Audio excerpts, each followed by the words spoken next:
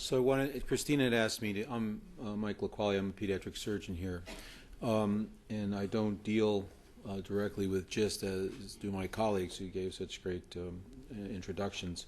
But what we were concerned with are some of the kids that we see with GIST and the fact that we had no coordinated approach. And a few years ago, Lee Hellman, who at that time had been the chief of the pediatric branch at the NCI, asked me and others to try to develop a clinic which meets twice a year in the fall and in the spring to see patients with pediatric, at that point with pediatric GIST. It subsequently was expanded to see patients with wild-type GIST as well. These are just some of the issues about pediatric GIST. There's a preponderance of girls. It's usually gastric.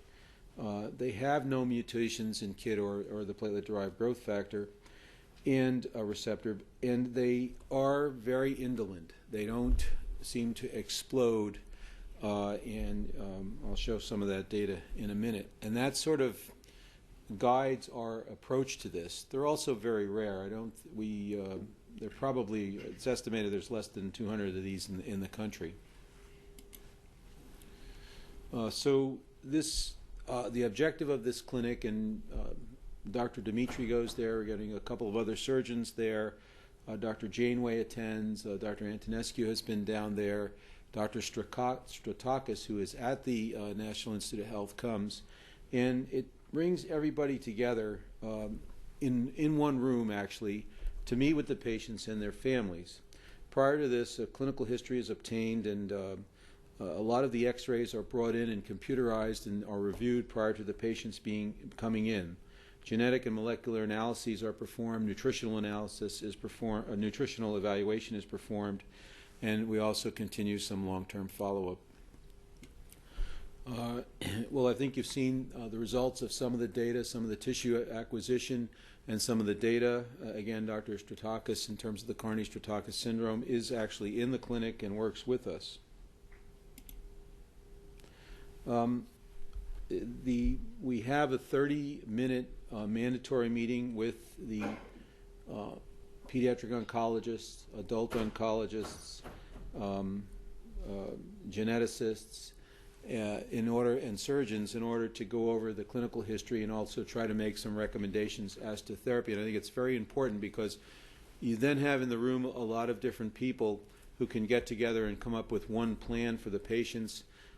Dr. Kim then gets back to the local treating group and with the recommendation, which they usually follow. As I said, genetics is done. There are a lot of the problems with having this and it being so rare in childhood is that parents and the children are a little bit lost. And when they come down there, they actually have the opportunity. There's a very nice sort of Ronald McDonald-like place at the NCI. I don't remember what they call it, but it's like a lodge.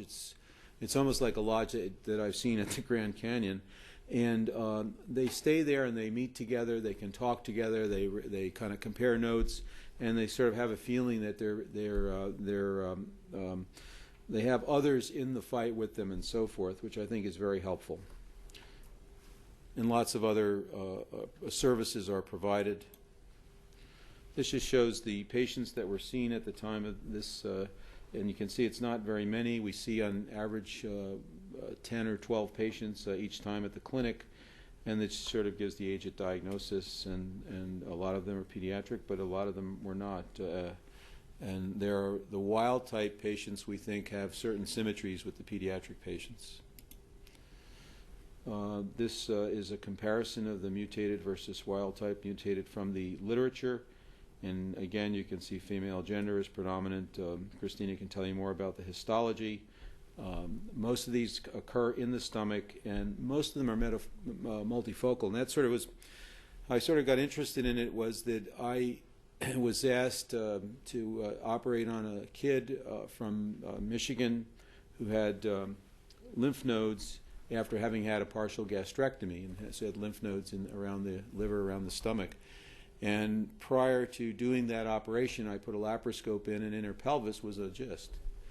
And so we stopped that at that point, and I didn't really understand it. But that kid is actually, that was perhaps 15 years ago now or more, and she's still going okay. She certainly has disease.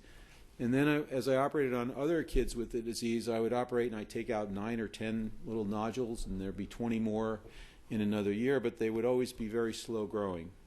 And so it was trying to understand the biology of the tumor and what the best thing to do for the kids was.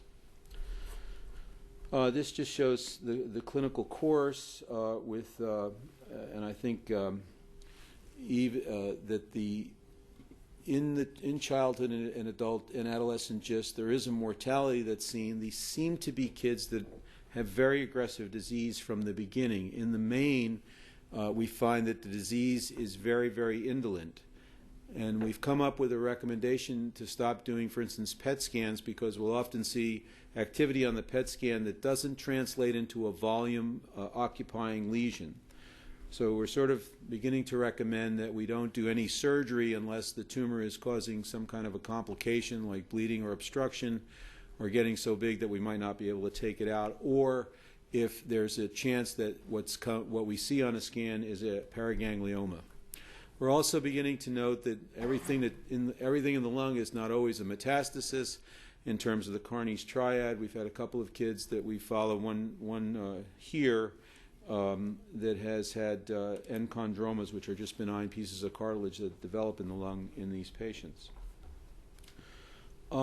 We were concerned about the role, as I said, we were concerned about the role of surgery, because I would operate on a kid, take out 9, then there'd be 20, and then, so, you know, where are we going with this? And in addition, I would get calls from colleagues who would be planning to do a total gastrectomy on a kid, that's removing the entire stomach from the esophagus down, and then putting things together that has very significant nutritional effects. And and this just shows the surgical data that we've been trying to glean from the patients. And one of the things that we understand is that if you have a complete there were 2 kids that had a complete gastrectomy, or what I just described, and one had a recurrence. And so I don't think you can prevent recurrence, either prevent recurrence with surgery or cure the patient unless the tumor is very, very localized in the stomach. We also have seen multiple cases of kids that have had a big tumor in the stomach. It's usually penetrated to the outside, but in addition you can feel 10 or 12 other little things in the stomach, these so-called gistlets. And so surgery is, I think, there to make a diagnosis and to remove the primary tumor. It's there to treat the complications, at least in the age group that I deal with, but aggressive attempts at removing the tumor that are morbid